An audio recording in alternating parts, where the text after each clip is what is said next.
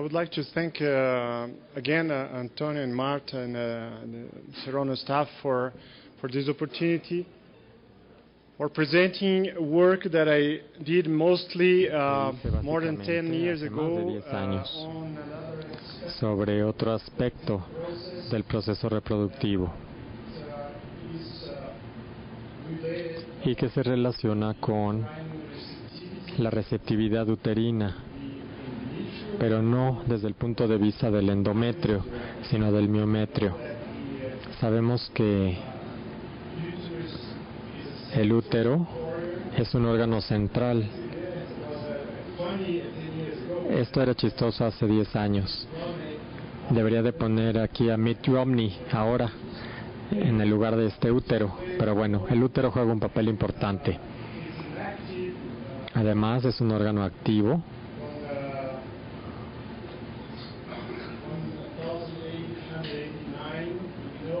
Desde 1889 sabemos que este órgano,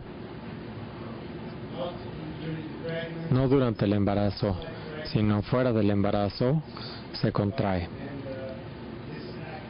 Esta actividad entonces es la contractibilidad que tiene implicaciones en el proceso reproductivo. Y aquí vemos dos eventos clave. Primero, el transporte de espermas, en donde tenemos un incremento progresivo en la frecuencia de contracciones uterinas y luego en el periodo ovulatorio. Y después vemos que hay una reducción en las contracciones cuando hay implantación asistida por embrión. Entonces, tanto el transporte de espermas y el implante del embrión se pueden ver afectados por esta actividad contráctil del útero. Utilizamos aquí ultrasonidos para poder estudiar parte de la transformación o transformaciones del endometrio. Aquí tenemos un patrón preovulatorio del endometrio y después de la ovulación. Aquí tenemos que se está poniendo listo el endometrio para la fase de fertilización y lo mismo ocurre con las contracciones, que pueden irse aumentando en su frecuencia durante la fase folicular. Este proceso cambia después de la ovulación, en donde vemos una reducción en la frecuencia de la contracción uterina y un estado quieto inmediatamente en la fase lútea. Podemos ver esto en el ultrasonido, así como la parte del endometrio. Este es algo reciente. Antes, durante varias décadas, habíamos estado estudiando las contracciones uterinas de las mujeres no embarazadas a través de métodos invasivos. Con frecuencia necesitábamos colocar catéteres a presión dentro del útero o dentro del miometrio. ¿Para qué? Pues para poder analizar la actividad eléctrica o de presión que se ejercía sobre el órgano. Claro que cuando metíamos algún dispositivo en un útero no embarazado, pues el dispositivo mismo también podía excitar el útero, o sea que estábamos cambiando con ese dispositivo las cosas o la actividad con este dispositivo de medición. En el 1984 salió este artículo, un artículo muy interesante, una comunicación entre la visualización ultrasónica de los movimientos endometriales que reflejan la actividad subyacente del miometrio. En paralelo, esto a principios de los 90, junto con nuestro equipo en Clemart nos interesamos en medir la contracción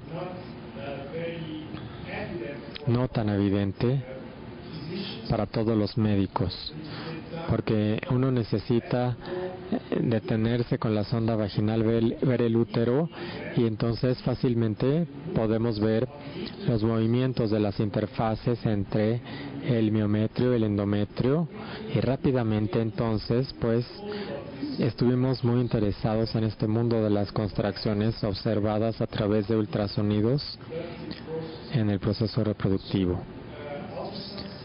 Los ultrasonidos entonces tienen ciertas ventajas, ya que estos barridos permiten tener una visualización directa de la contractibilidad uterina y también pueden darnos información sobre la frecuencia de las contracciones y también la dirección, aun cuando no pudimos establecer información confiable sobre la dirección, solo sobre la frecuencia.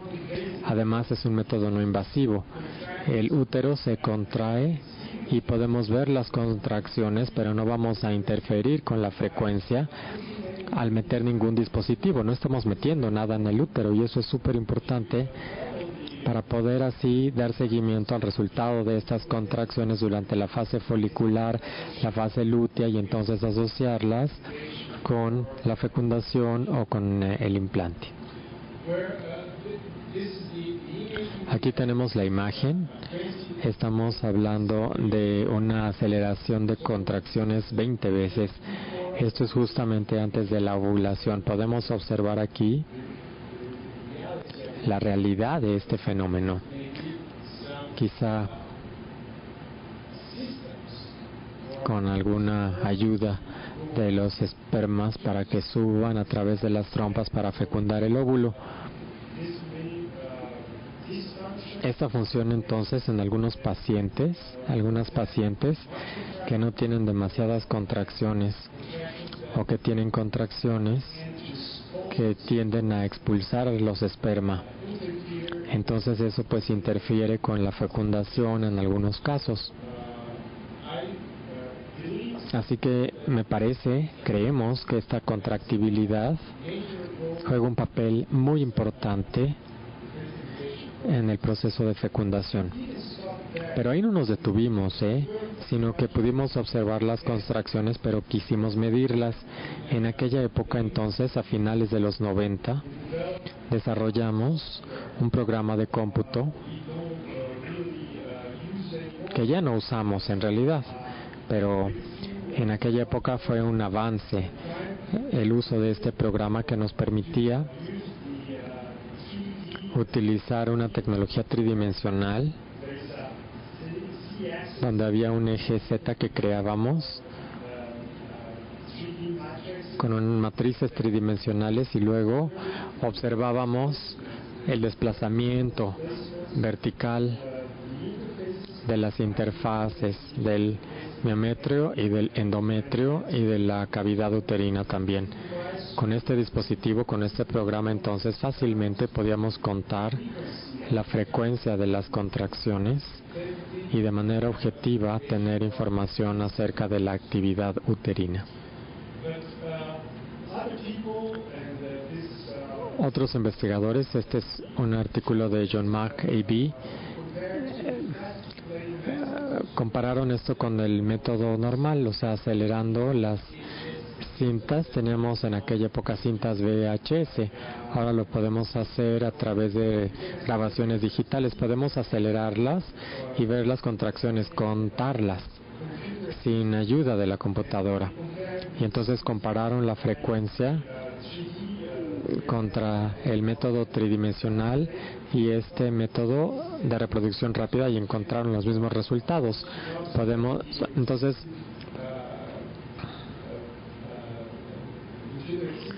Entonces podemos darnos el lujo ahora de no tener ya ese método de cómputo para contar las contracciones. Ahora podemos tener una mejor reproducibilidad con los métodos tridimensionales contra el de reproducción rápida, pero ambos son igualmente confiables. El transporte de espermas, como les dije, con todo el movimiento que hay en la cola de los espermas, pues a veces el esperma no puede subir hacia las trompas sin ayuda externa. Eso a veces pasa. Estas son las contracciones y entonces con esta hipótesis algunos investigadores de Estados Unidos, básicamente Brown y Jim Thunder, quienes trabajaron con nosotros en aquella época, trataron de estimular las contracciones para mejorar la tasa de embarazos durante una inseminación uterina.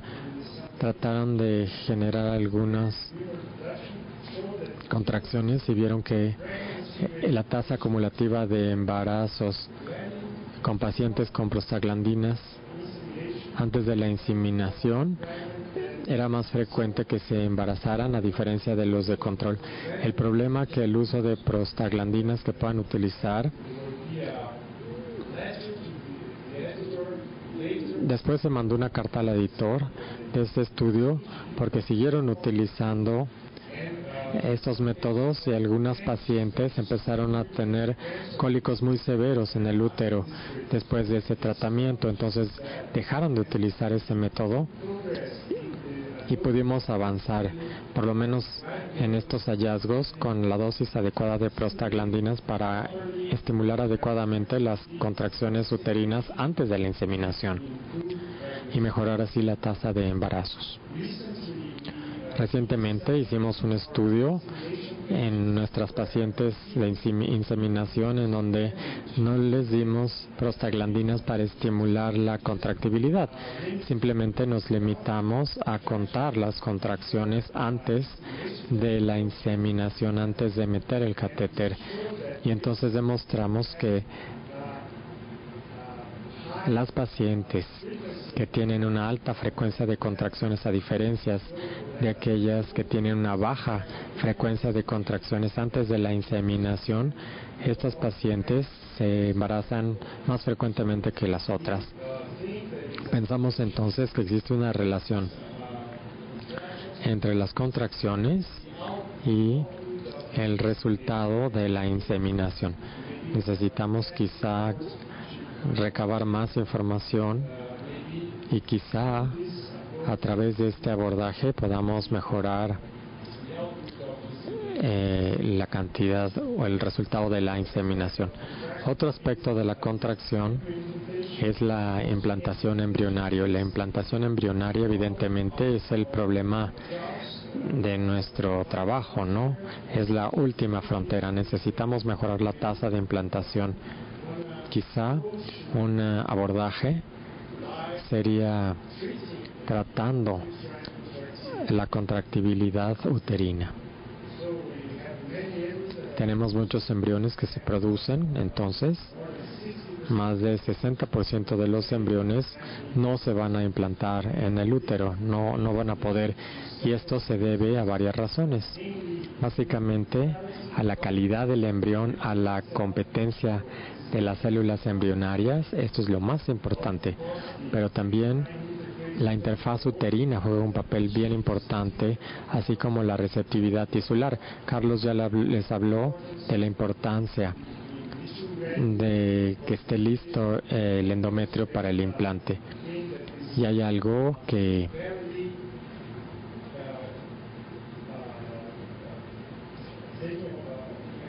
casi nunca se toma en cuenta, y es el diálogo que existe entre el embrión y el endometrio. O sea que si hacen observación del endometrio sin la presencia del embrión, realmente no van a tener un resultado confiable. Cuando el embrión entre en contacto con el endometrio, el embrión cambia el endometrio y viceversa. Es importante incluso en los estudios que se vea esto y se vea la receptividad del endometrio, porque sin el embrión no es confiable. Pero también es muy importante que tengan un contacto mecánico adecuado entre el embrión y el útero. Podríamos pensar que las pacientes que tienen muchas contracciones van a tener la tendencia de expulsar el embrión antes de que éste pueda iniciar el proceso de implantación. ¿Y por qué lo pensamos? Pues tenemos datos de animales que nos muestran que la contractibilidad del útero se da cuando se va posicionando el embrión en la cavidad, o sea, influye. La posición del embrión influye en la cavidad. Y en ese momento tenemos datos que nos sugieren que la actividad del útero juega un papel importante durante la transferencia embrionaria. Aquí tenemos los datos de Knutzen hace 20 años. Este artículo que muestra que hasta 40%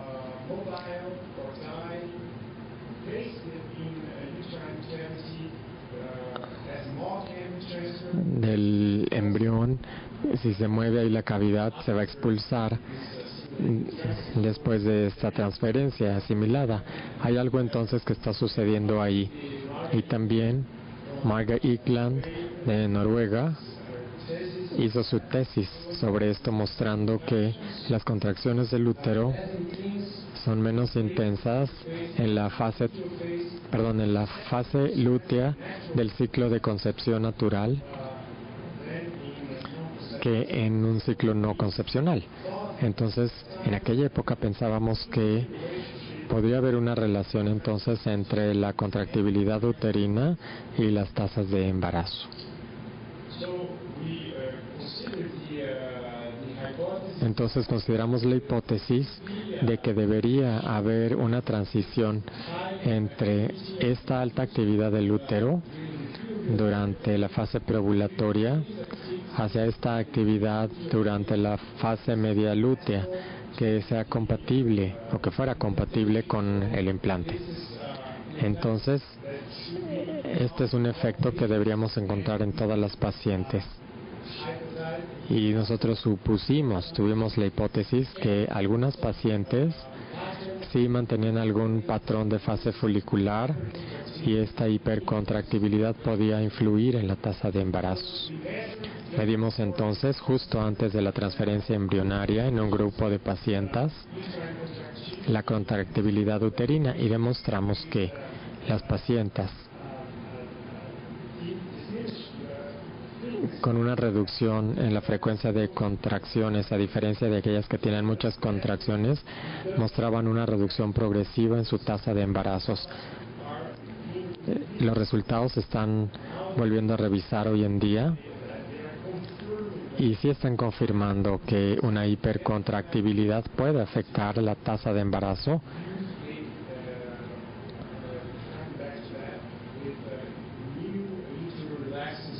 Con nuevas sustancias relajadoras del útero, y regresar a ello. Tenemos aquí las tasas de embarazo, las tasas de contractibilidad y las tasas de implante. Y entonces, también en aquella época, con estos resultados, pensábamos, ¿por qué algunas pacientes tienen muchas contracciones 2 días después de la recuperación o 4 días después de la luteinización? Esto lo sabemos. Durante la transferencia embrionaria tienen altos niveles de progesterona.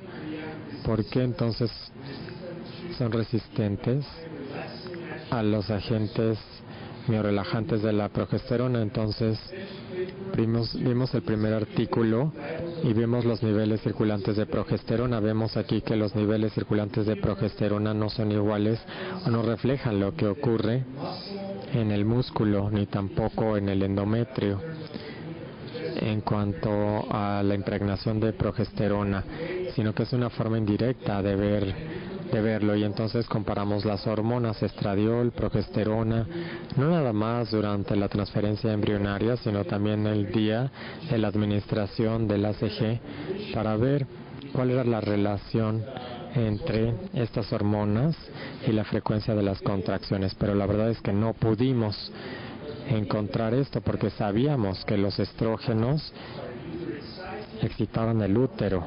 Son hormonas que excitan el útero y corresponden a lo que sucede durante la fase folicular, con un incremento progresivo en la frecuencia de contracciones del útero, quizá debido a la impregnación de estrógenos.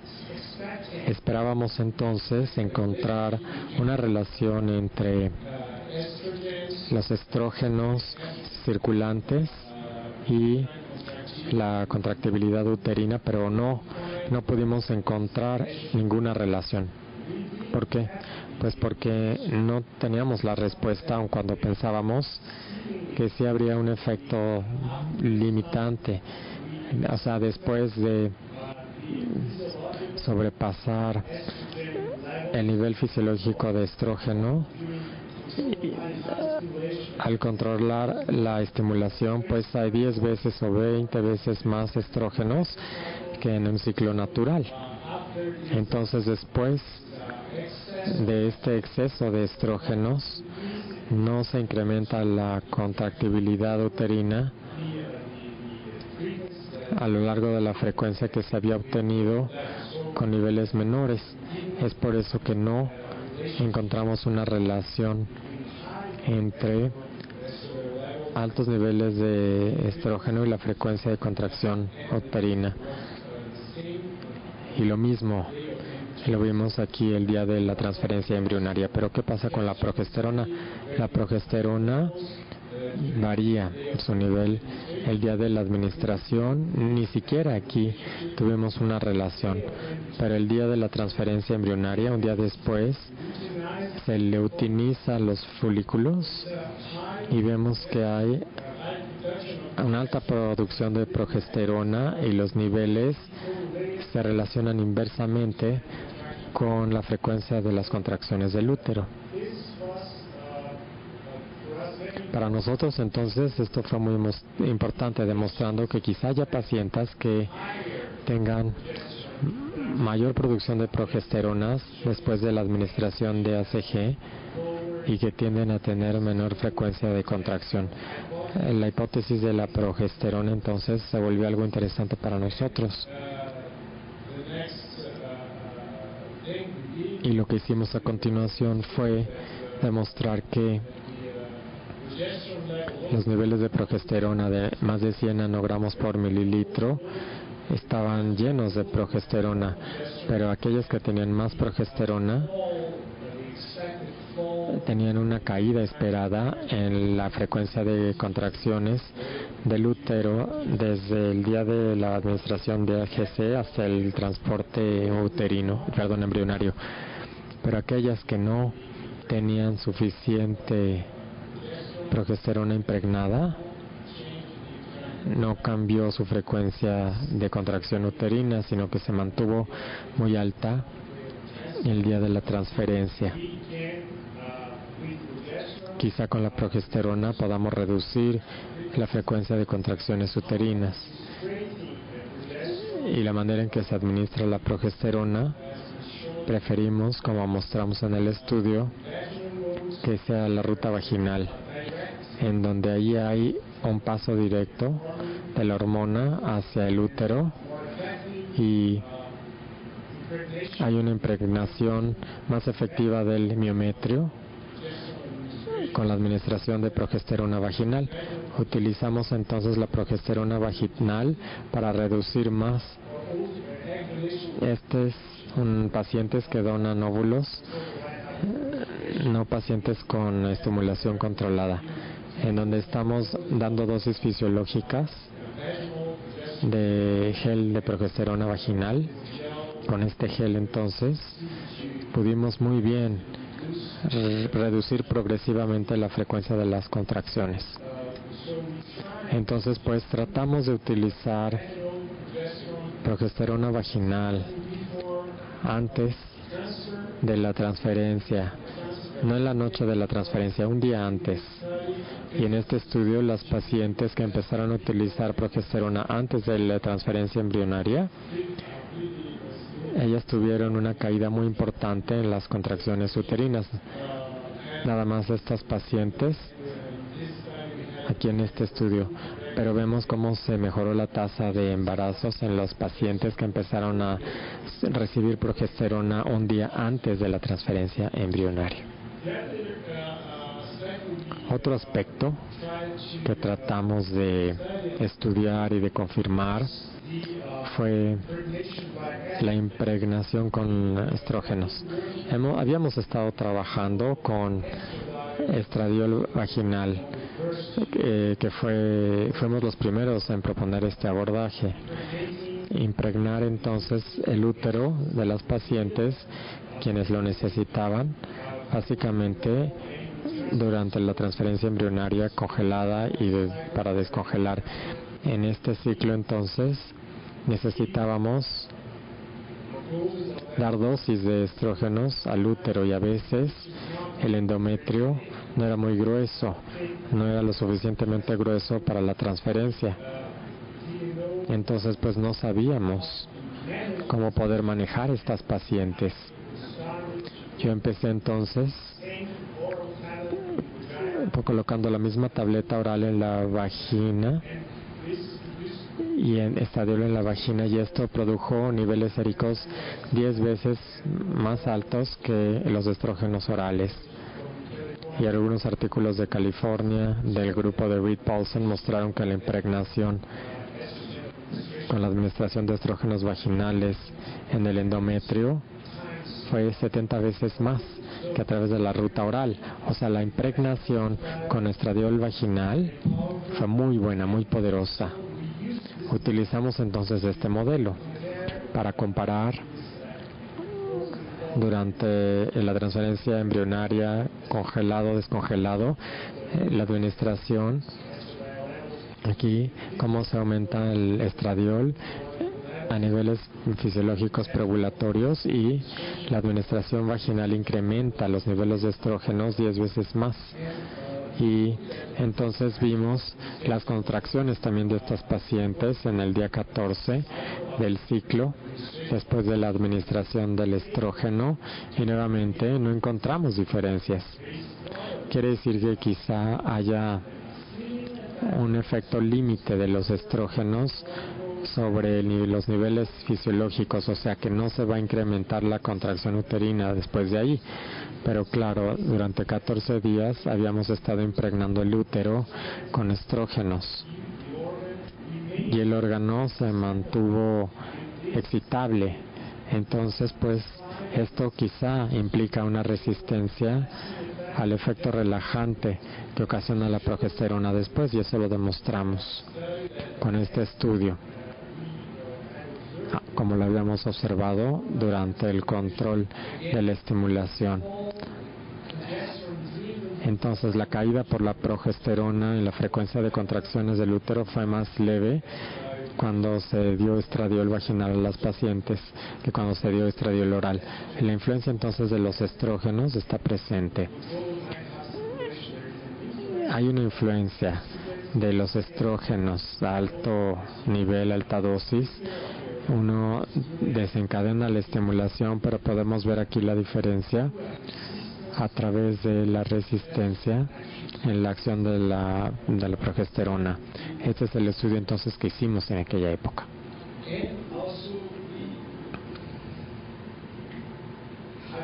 También tuvimos la hipótesis de que quizá durante la contracción de la estimulación, la progesterona requería más tiempo para relajar el útero. O sea, no nada más era una cuestión de la cantidad de progesterona que íbamos a dar a la paciente, sino también el tiempo requerido para conseguir el efecto relajante. Rápidamente entonces decidimos ver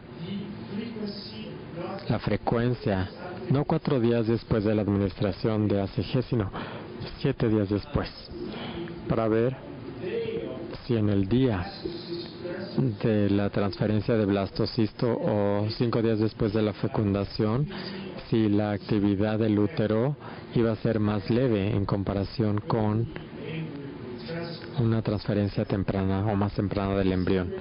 Y no es de nadie secreto que cuando colocamos el embrión en la cavidad uterina, pero el embrión no inicia bien el proceso de implante en ese momento. O sea, el embrión se tarda 2-3 días más para la implantación, para que los blastocistos estén ahí.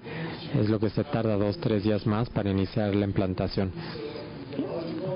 Y durante el ciclo fisiológico, durante la etapa de blastocisto, es cuando el embrión va a quedar en el útero.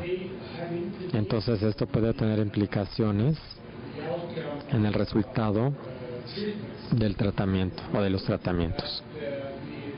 Vimos también la contracción y vimos la misma hipercontractibilidad en el día que se aplicó ACG, y luego en promedio tuvimos la reducción esperada desde el día del ACG hasta 4 días después de las transferencias embrionarias. Y cuando esperamos 3 días más, tuvimos eso. Entonces, la verdad fue impresionante.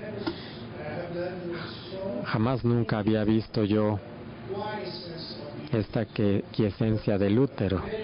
Entonces fue muy impresionante tener esta línea recta aquí mostrando que el útero era estable y quizá estaba ya preparado y listo para recibir al embrión.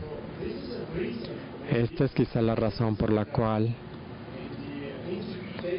en la interpretación de las altas tasas de implantación que tenemos con los blastocistos, no nada más con la selección del embrión, sino también con las condiciones uterinas durante la transferencia de blastocistos, que es más favorable para el implante, no nada más desde el punto de vista de la calidad del embrión, sino también desde el punto de vista de la receptividad uterina. Entonces, bueno, esta es la cosa. Ya casi termino. ¿Cuáles son las estrategias entonces que necesitamos utilizar o considerar para reducir las contracciones en el día de la transferencia embrionaria para mejorar las tasas de implantación? Bueno, primero es posponer la etapa embrión blastocisto. No siempre eso es posible, pero yo estoy casado con la idea de que el verdadero tratamiento que le podamos dar a la paciente hoy o mañana será transferir el blastocisto, o sea, mejorar en las condiciones que nos ayudarán a poder cambiar del día 2 al 3 para la transferencia del blastocisto. Por esta razón y por otras razones, administrar progesterona vaginal, aun cuando no basta, la acción de la progesterona